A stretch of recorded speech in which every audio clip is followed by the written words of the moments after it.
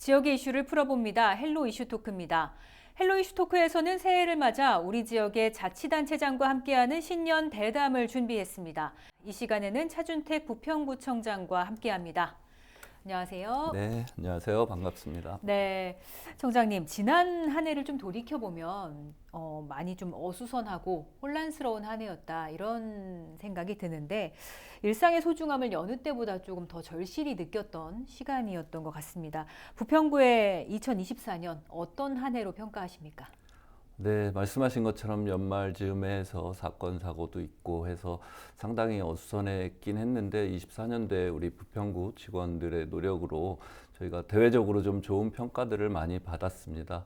일단 청렴도 부분에서 인천에서 유일하게 2등급을 받았고, 또 행정 분야에 있어서도 군구 행정실적 평가에서 시에서 제일 좋은 성적을 거뒀고, 적극 행정 분야에서는 전국 5위에 이를 정도로 저희들이 높은 평가를 받았습니다.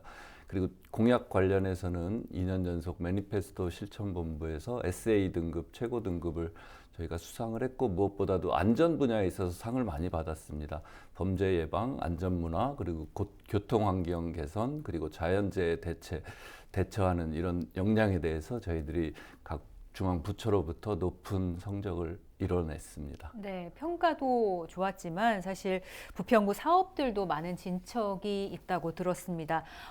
가장 뜻깊었던 사업은 무엇이었을까요? 네, 구에서 지금 뭐 대형 사업들도 이뤄지고 있지만 주민 여러분들이 일상에서 자주 접하는 공간에 대한 개선에 대한 욕구가 높습니다. 그래서 24년도 같은 경우는 생활 밀착형 사업들을 저희들이 많이 진척을 시켰고요. 그래서 청소년들을 위한 청소년 복합문화센터가 청천동 인근에 저희가 개관을 했고, 그리고 주변에서 맨발 그 걷기길을 원하시는 분들이 각 곳곳에 너무 많이 요청들이 계셔서 저희가 인근 공원에 여러 군데 조성을 했고 만족도가 되게 높은 걸로 알고 있습니다. 그리고 어르신들을 위한 시니어 파크, 또 반려인들을 위한 그 반려견 놀이터를 원적산 공원, 그리고 삼산동 분수공원에 저희가 마련을 했습니다.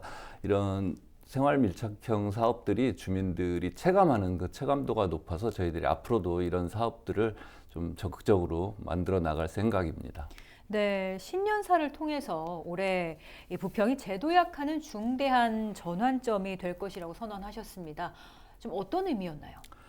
네, 일단은 저희 부평구에서 이제 대형 사업 추진을 하고 있는데, 굴포천 복원 사업하고 도시재생 뉴딜 사업이 있는데, 그게 올해 안에 이제 굴포천 복원은 준공이 되고, 도시재생 사업도 혁신센터 제외하고 기완료된 거 있지만 올해도 그 동아아파트협회 도시숲 조성이라든가 굴포 하늘길 조성, 이 사업들이 연내에 준공을 할 거고요. 굴포천 복원에 대해서 문의들 많이 하시는데, 이게 당초 6월 준공 예정이었는데 굴포 하늘길을 저희가 건설하는데 그 지지대가 되는 크레인이 좀 인근 도로 쪽에서는 이게 쓰러질 우려, 안전 문제가 있어서 굴포천 안에다 놓고 그 상판, 그 무게가 꽤 나가거든요. 그래서 그 상판 이 지지대 공사하는 거 한 3개월 정도가 더 소요돼서 9월에는 복원된 굴포천 이제 공사가 마무리될 겁니다. 아울러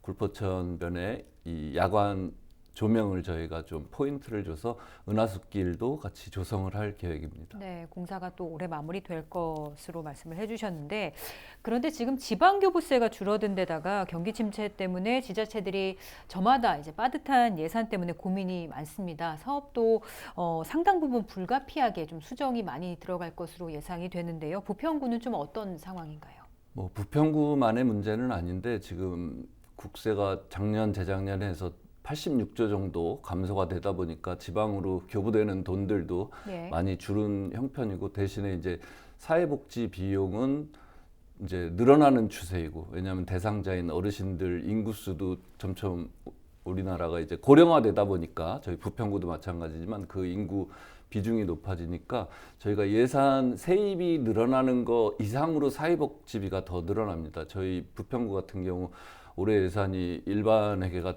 1조 1,800억 원 정도 되는데 사회복지 비용이 8,500억 정도 됩니다. 그러면 총 예산의 71.6% 정도가 사회복지 비용으로 나가다 보니까 저희가 다른 사업하는 예산 이런 부분들이 많이 이제 줄어드는 형편인데 그런 점들 저희가 극복하기 위해서는 일단 지출에 있어서 이제 불효불급한 예산들 저희가 정리를 해야 되고 그리고 이런 재원을 저희가 중앙이나 인천시로부터 특별교부세나 특별교부금 많이 확보하는 게 또 중요하다라고 볼 수 있고요. 이 어려운 재정 여건이지만 대신 안전이라든가 복지 분야에 소홀하지 않도록 저희들이 살림을 좀 앞으로 더 타이트하게 잘 해 나갈 계획입니다. 네, 또 반가운 소식도 있었는데요. 북의 일신 지역 국토부의 뉴빌리지 사업에 선정됐습니다. 좀 앞으로 어떤 부분이 달라지게 될까요? 네, 작년 12월에 이제 국토교통부 공모사업으로 저희가 신청했었는데 북의 일동과 일신동 중에 일부 지역에 저희들이 이제 뉴빌리지 사업을 착수하게 되는데 예. 일단은 공공 부분에서는 그 원도심 내 생활 그 인프라를 저희가 확충을 합니다. 그러면 지금 현재 마분공원이 있는데 그 지하에 지하 주차장 총 88면 규모로 저희가 지하 주차장 조성을 하고 위에 공원 위에는 이제 놀이시설이나 이런 부분들 정비하고 그리고 작은 도서관, 화장실도 거기다 건립을 할 예정입니다. 예. 그리고 인근 생활 여건 개선을 위해서 그 보행 환경이라든가 주차 이런 통행도 안전하게 할 수 있도록 그런 CCTV라든가 이런 것들을 저희들이 또 시설을 갖춰 나갈 거고요. 대신 이제 주거 개선에 있어서는 그 민간에서 이제 본인들이 하게 되면 저리로 허그에서 2.2%대 금리로 총 사업비의 70%까지 이렇게 지원을 예. 해드리고요. 또 다세대 주택이나 다가구 주택 같은 경우는 3.2%의 금리로 총 7,500만 원까지 이제 지원을 할 수 있으니까 예. 그런 모습들이 개선될 수 있을 거라고 기대를 하고 있습니다. 네, 부평구의 좀 성과를 짚어보고 있는데 이 가운데서도 아동 친화 도시 지정이 또 눈길을 끕니다. 앞으로 좀 어떤 방향으로 아동 친화 도시가 발전될까요? 네, 민선 8기 들어서면서 대표 공약으로 내세웠던 예. 거고요. 2년 넘게 저희 구에서 열심히 준비를 했습니다. 22년도에 이제 새로 취임하고 나서 아동복지과 신설하고 예. 관련 조례 제정하고 그리고 아동들이 직접 참여해서 의견을 내는 예. 아동 참여위원회도 저희가 만들어서 운영을 했고 그리고 아동 친화도시 조성을 위한 전문가와 여러 위원들이 참여하는 조성위원회도 저희가 만들었고 원탁 예. 토론회 뭐 여러 가지 공모전 그리고 어린이날 같은 경우는 아동들이 어린이날에 이러이러한 것들을 했으면 좋겠다. 직접 의견을 내고 그 참여해서 같이 그 행사를 같이 했다라는 데 의미가 있고요. 지금 이제 유니세프 아동 친화 도시 지정된 거는 이제 첫 단추를 낀 겁니다. 예. 지정되는 게 중요한 게 아니라 앞으로 구가 아동들이 직접 참여해서 아동이 안전하게 행복하게 아동 권리를 누릴 수 있는 도시를 만들겠다라는 거고요. 13개 부서에 지금 현재는 39개 사업이 이제 4년간 이 지정 기간이 4년인데 4년 동안 저희가 추진을 할 거고요. 아동들 중요한 거는 이제 소수 아동도 저희 관내에 많이 있습니다. 예. 뭐 다문화도 있고 이제 장애아도 네. 있고 그런 소수 아동들까지 배려하는 그런 친화 도시를 만들 거고요. 그렇게 하다 보면 아동뿐만 아니라 뭐 부모님 혹은 사회적 취약계층들도 안전하게 사실 수 있지 않을까 이런 네. 기대를 해봅니다. 그래서 저희 구에서도 전 분야에서도 이게 단지 뭐 복지나 환경 쪽만의 문제, 시설만의 문제가 아니라 도시계획 측면에서도 예. 아동이 고려되는 이런 부분들도 저희가 접목을 시킬 거고요. 이게 중요한 건 또 몇 년 하다가 이렇게 시들해지면 안 되기 때문에 네. 지속 가능성이 중요하기 때문에 계속적으로 이어나갈 수 있도록 저희가 추진해 나갈 계획입니다. 네, 아동 친화 도시 부평구의 모습도 좀 기대를 해보도록 하겠습니다. 네. 네, 내년이죠. 내년 또 2026년에는 지방선거가 있습니다. 공약 사업들이 또 결실을 맺는 한 해가 또 올해 될 텐데 좀 여러 해 동안 거듭해서 진행해온 사업들도 있습니다. 좀 올해 결실을 맺는 사업들 어떤 것들이 있을까요? 아까 이제 말씀을 드리긴 했는데 예. 제일 예산 규모도 크고 또 구민들 기대가 높은 굴포천 보건 사업이 2021년 6월에 착공해서 지금 벌써 4년 넘게 추진하고 있는데 그게 이제 올해 9월쯤에 준공을 할 겁니다. 예. 시민들이 그 굴포천변을 거닐고 또 인근의 도시숲도 조성이 되고 해서 그런 자연을 도심 속에서 느낄 수 있는 예. 그런 기회를 갖게 되실 거고요. 그리고 도시재생 뉴딜 사업이 저희가 대규모로 또 추진을 하고 있는데 그 사업 중에 동아아파트 인근에 이제 도시숲 조성, 굴포 하늘길 이런 게 연내 준공 예정이고요. 네. 기존에 이제 부평 문화로에 이제 전선 지중화하고 인도 넓히고 또 서초등학교 옆에 저희가 특화가로 만들었고 그리고 부평구청 맞은편에 굴포 문화마루를 만들어서 시민들이 문화 공간으로 또 쉼터의 공간으로 활용할 수 있게 이런 것들을 저희가 하는데 이 대규모 사업들이 좀 마무리되면서 저희들의 재정적인 것도 좀 어느 정도 숨통이 트이지 않을까 예. 그런 기대를 해봅니다.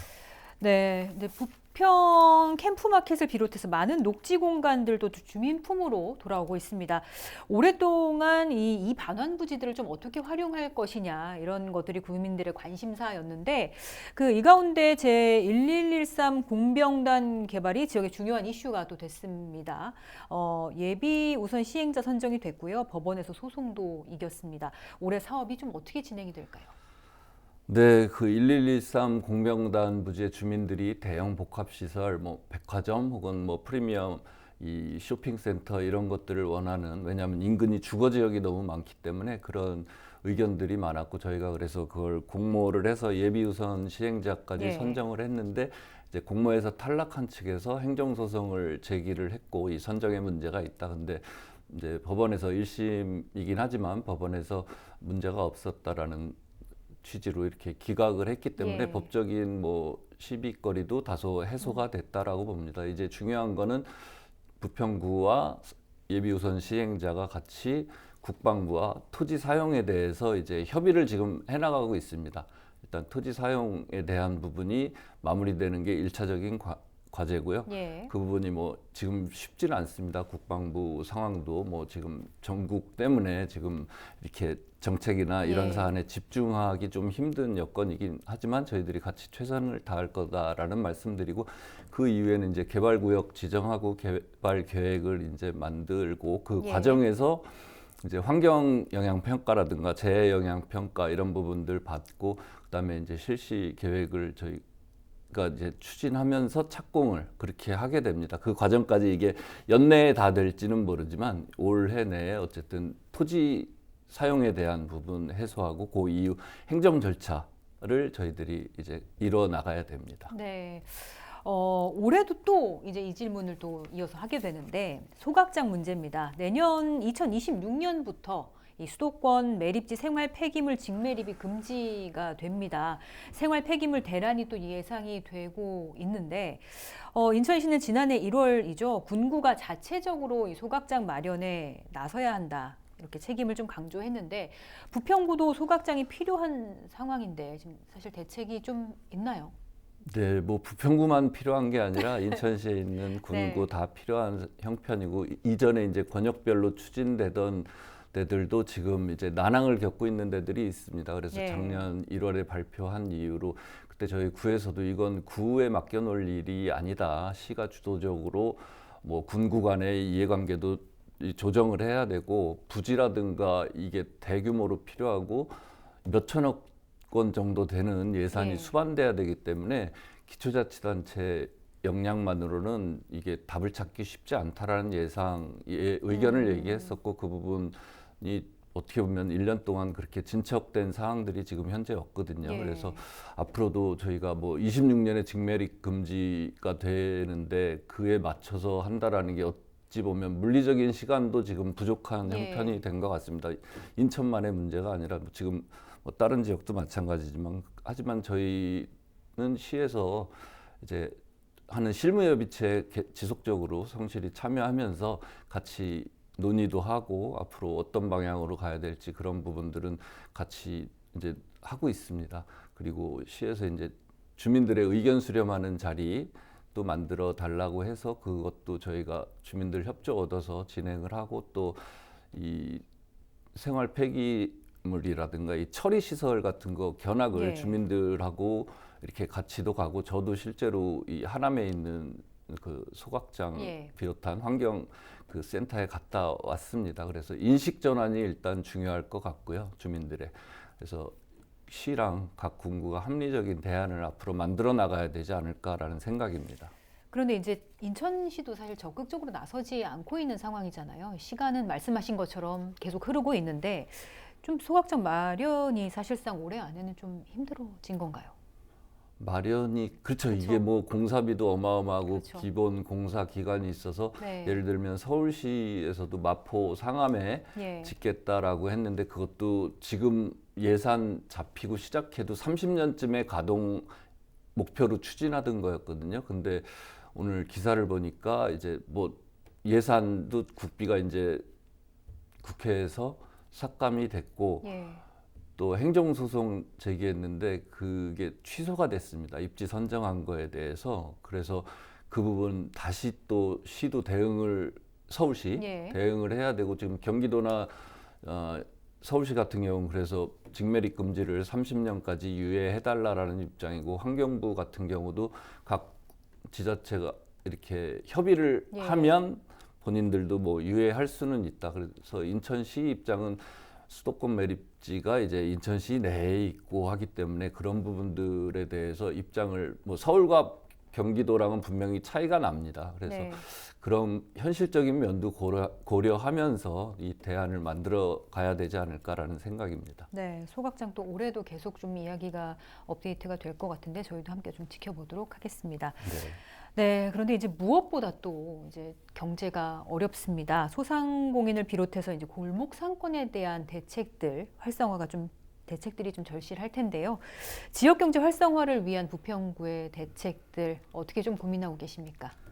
네, 고민은 많이 하고 있는데 예. 실질적으로 이 체감하시는 분들이 지금 경제가 너무 안 좋다, 경기가 안 좋다 그렇죠. 이 말들을 너무 많이 듣고 이게 뭐 국내 문제만의 해결만으로 뭐 될 부분이 아닌 것들도 있어서 참 예. 답을 내기는 어렵지만 저희 부평구 같은 경우는 부평 상권 르네상스 사업을 지금 예. 4년 차 하고 있거든요. 그래서 부평역 인근의 지하상가라든가 예. 뭐 테마의 거리, 문화의 거리 이런 데들을 좀 손님들이 많이 찾고 네. 활성화시키고 또 온라인 지금 소비 형태가 전환이 됐지 않습니까? 예. 오프라인 매장보다는 온라인으로 구매하는 소비자들이 많아서 그렇게 전환하는 것도 저희가 지원을 하고 있습니다. 예, 예. 그래서 문화 페스타라든가 또 비비데이라고 부평 블랙데이 세일을 하는데 그때 매출이 실제 뭐 3~4배 이상 올라간다라고 합니다. 그 예. 기간 동안에. 그래서 그런 것들로 소비자들이 소비를 좀 더 촉진시킬 수 있게 유도를 좀 하려고 하고요. 지속적으로 앞으로도. 자영업자 분들이나 이런 분들이 이제 키오스크라든가 인건비 때문에 또 스마트 기기 전환하는 게 있는데 그런 부분들도 저희가 지원을 예. 해나가고 있습니다. 그래서 네. 그분들이 좀 활력을 갖고 경기가 회복되기를 저희들도 기대하고 있습니다. 네, 이제 골목 상권, 골목 경제도 마찬가지지만 부평 지역 경제의 큰 축인 또 한국 GM 부평 공장에 대한 질문을 좀 빼놓을 수는 없을 것 같습니다. 지난해 3월 글로벌 GM이 부평 공장의 플러그인 하이브리드 차량 생산 계획을 전면 취소했습니다. 또 그 이후에 또 희망적인 얘기가 좀 있긴 했는데 이 사안을 좀 긍정적인 방향으로 살려내기 위해서 부평구의 좀 노력도 필요할 텐데 어떤 구상하고 계십니까? 일단은 저희가 그 전부터 지속적으로 한국 GM 그리고 뭐 저희 부평구뿐만 아니라 예. 지역 정치권에서도 차세대 지금 뭐 전기차 얘기도 했었고 뭐 하이브리드 차량도 나왔고 한데 차세대 이 차량들이 생산 라인을 갖춰야 GM의 지속 가능성 그래서 그 근로자들도 여기서 계속 일할 수 있고 지역 네. 경제도 활성화될 수 있는 이런 선순환 구조를 가질 수 있기 때문에 지금 이제 전기차는 약간 주춤한 상태고 플러그인 하이브리드 차량이 이제 수요가 많이 있는데 그런 부분들 생산 라인을 갖추는 거는 GM의 지속 가능성 확보를 위해서 반드시 필요하다라고 보고 저희들도 적극적으로 이걸 성사될 수 있도록 한국 GM 측이나 지역 정치권 인천시랑 같이 노력할 예정입니다. 네. 끝으로 지금 국민들에게 새해 인사 한 말씀 여기 앞에 카메라 보시고 한번 해주십시오. 네, 안녕하세요, 국민 여러분. 을사년 뱀의해를 맞이해서 좋은 기운 많이 받으시고 저희 부평구에서 행복하게 생활하실 수 있도록 또 안전하게 생활하실 수 있도록 저희 저와 부평구청 직원들이 최선의 노력을 다하겠습니다. 국민 여러분 새해 복 많이 받으시기 바라겠습니다. 차준택 부평구청장과 함께한 신년 대담은 여기까지입니다. 시청해주신 여러분 고맙습니다.